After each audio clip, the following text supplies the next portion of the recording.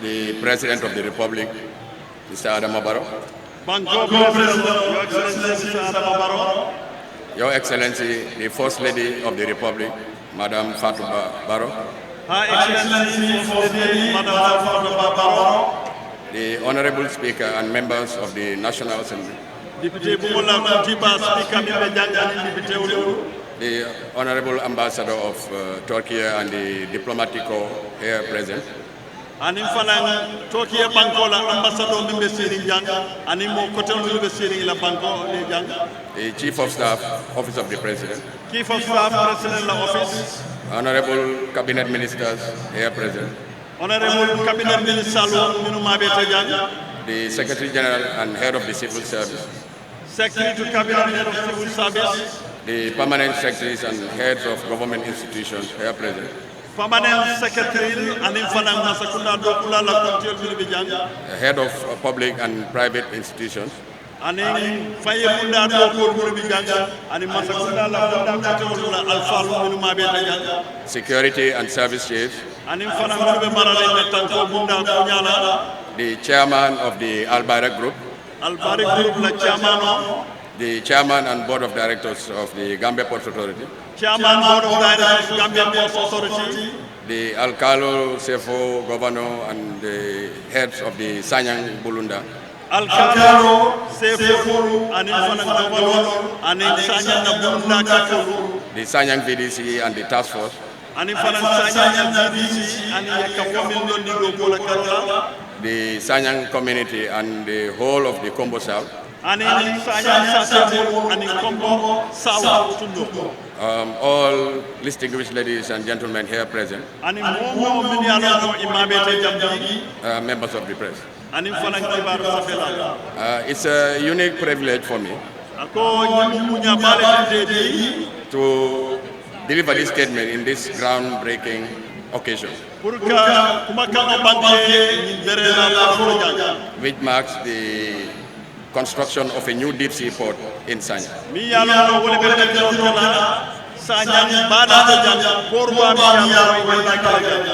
Well, the main objective of this deep sea project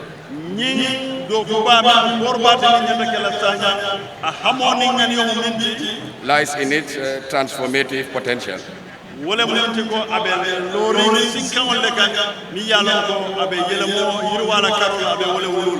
to reposition the Gambia as a major maritime hub in West Africa.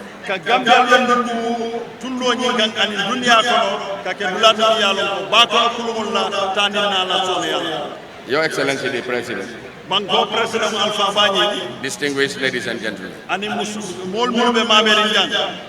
the importance of developing modern seaport facilities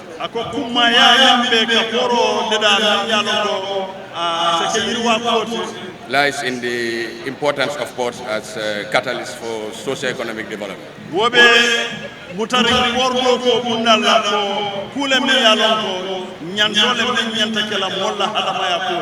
And the development of seaport facilities has been identified over the years. And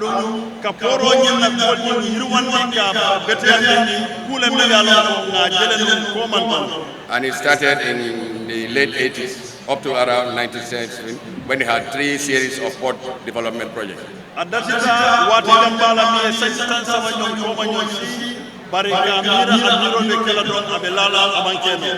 the 4th port project was started around the year 2002.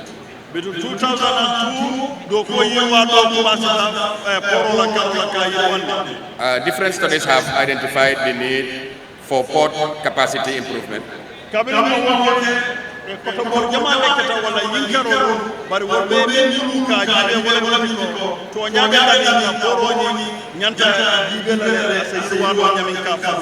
Culminating in the study most recently done by Royal Haskoning of the Netherlands.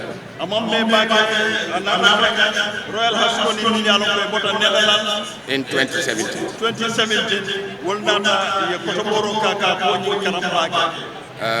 What gave rise to that study is that the volume of business at the port in Banjul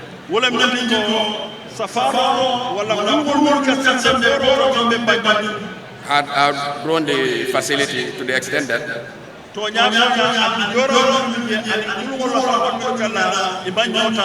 ships were waiting longer at the anchorage.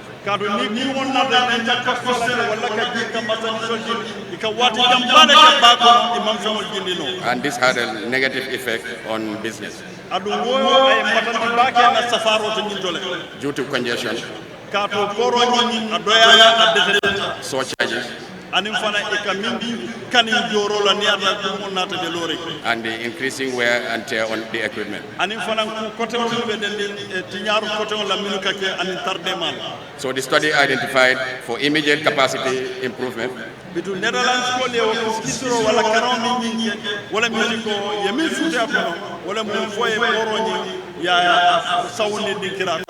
otherwise we stand the threat of losing business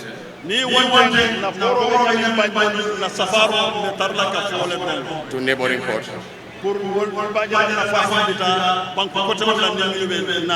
And lately that has been the reality. Now, when the Royal Haskoning report was submitted, it also looked at relocating the port to the southern coastline of the country.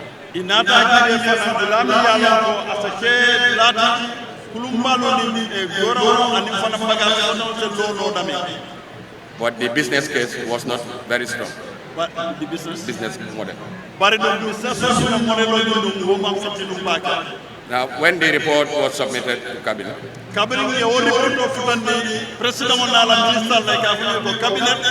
in March 2022, government gave its decision that we launched the request for funding to work with the traditional development finance institutions like the African Development Bank that had financed the first 3 series of the port development project, and also to look at the PPP option. Public-private partnerships,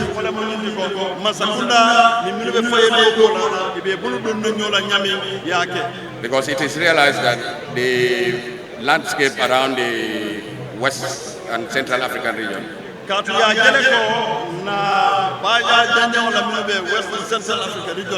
is all dotted with ports that are in private ownership.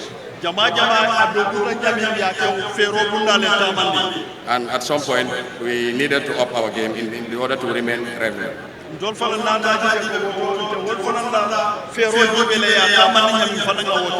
Now, government was also assisted in this PPP option by the African Development Bank through the Africa Legal Support Facility and a UK Mayor Brown Institute was recruited to prepare a legal due diligence. And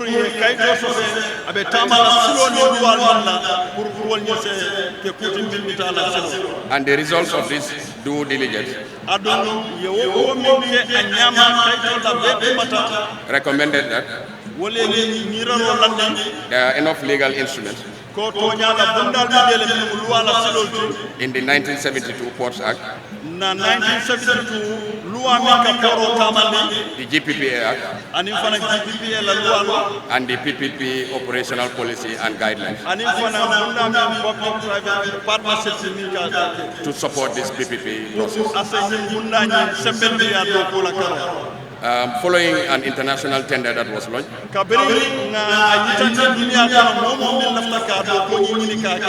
9 international operators and 1 local company expressed interest to participate in the process. Following the shortlist, 8 were retained and they were requested to submit detailed technical and financial proposals.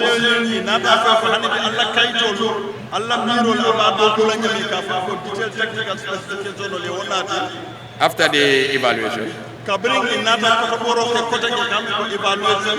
preferred bidders were selected, and Al Barak happened to be one of them. Your Excellency, when this evaluation report was submitted to Cabinet, His Excellency the President advised us, this model you've done is looking at Banjul, but in his own words,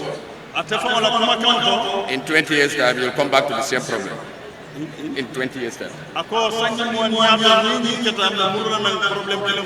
Because Banjul is threatened by sea level rise by up to 1 meter.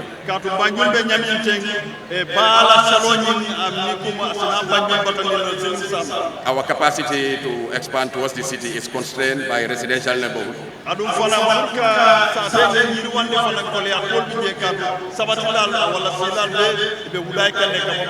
And the main constraint, which is the depth of the water in the channel,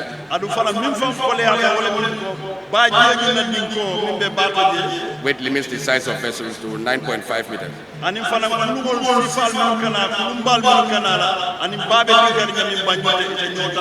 Means that we cannot grow our business beyond what is expected. But thankfully, in the bid document that was prepared for the PPP option,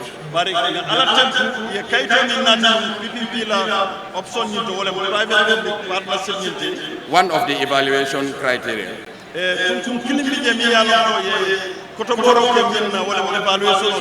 included a commercial strategic fit.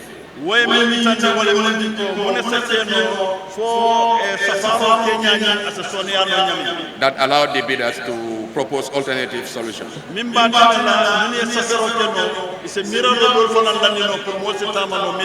And the instructions from government were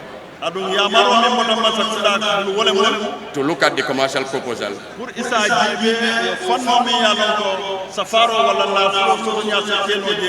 that was submitted by Al Barak under that criteria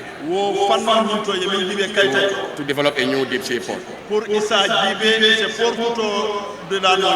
in Sanyang. Your Excellency, during the negotiation, it came out that one of the main transformative impacts of this deep sea port is that the main problem in Banjul will be addressed. In that vessels of 12 meters draft can access Sanyang. Meaning that the cost of logistics or doing business in the Gambia will be reduced.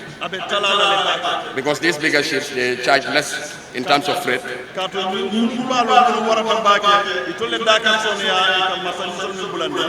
And the project also has a transformative impact in the potential to spur economic growth. Because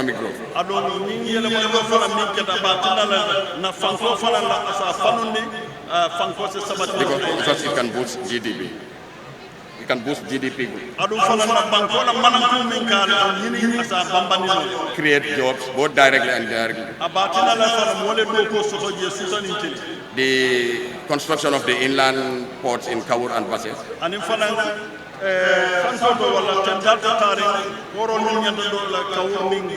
would enhance the country's competitiveness to reach that country.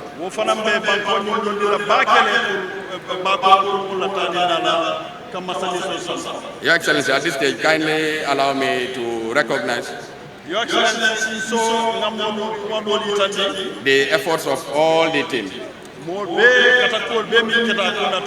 Although Governor was very gracious in his compliment, but I feel very humble because it's a team effort.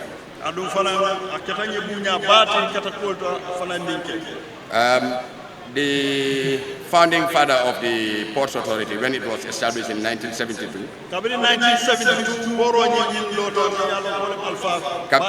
Captain Babukar Sala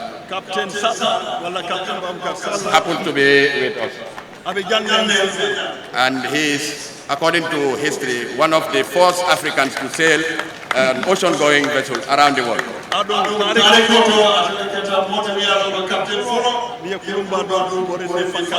He has an illustrious career in maritime sector and laid the foundation for the future development of the port. We would also mention of blessed memory, late Pacham, late Alaji Alium Boj, late Alaji IDK Jagana, and the likes of Oliver Andrews, Adam Adele, all of them are here with us. Modlamin Deba, Abdullah Tamedo, Lamin Sanyang, Ali Abdullah Gai, Yaya Gassama. It's because of all of their efforts that they contributed to bringing the port.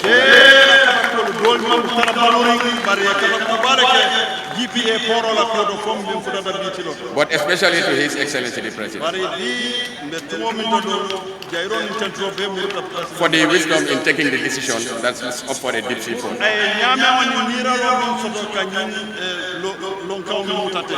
To our Honorable Minister of Transport, Honorable and the whole ministry team for their continued guidance throughout the process. To the multi-stakeholder committee that worked with the transaction process. The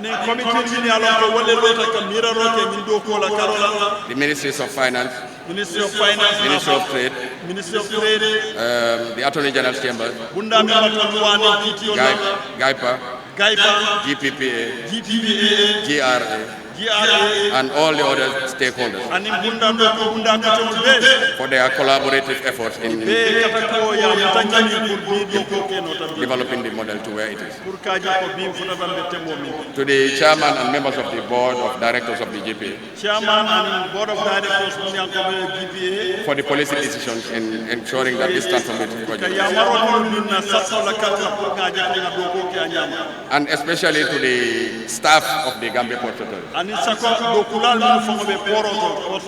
and our partners, the dock workers.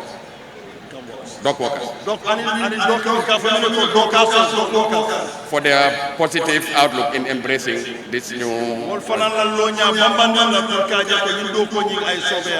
to Maritime Transport Business Services, MTBS, and their partners, the local firm, Lubna Farajan and Ruslo Chambers, for their professionalism in the advice that was given. To Al-Barak, we understand that the project has great potential, but it also goes with its risks.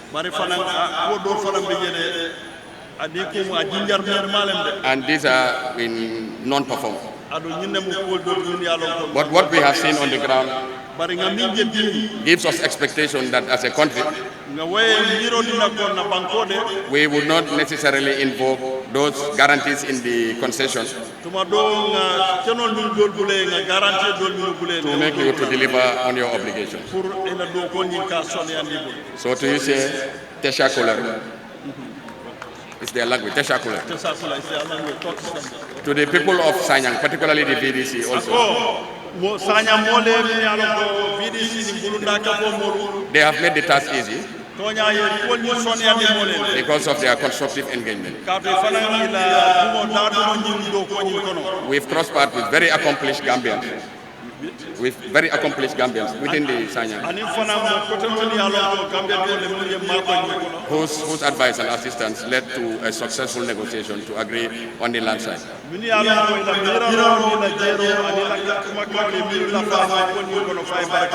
So we hope and pray that we will stand here one day to launch the first phase of the Sanyang deep sea port. mbe duwala be sesila ya minala Sanyang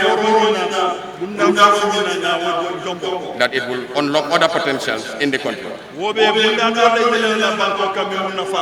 the developments in the road, telecommunications, and the airport. So that we will continue to be the supermarket of the sub-region. I thank you. Thank you very much, MD. Can we have a round of applause, please?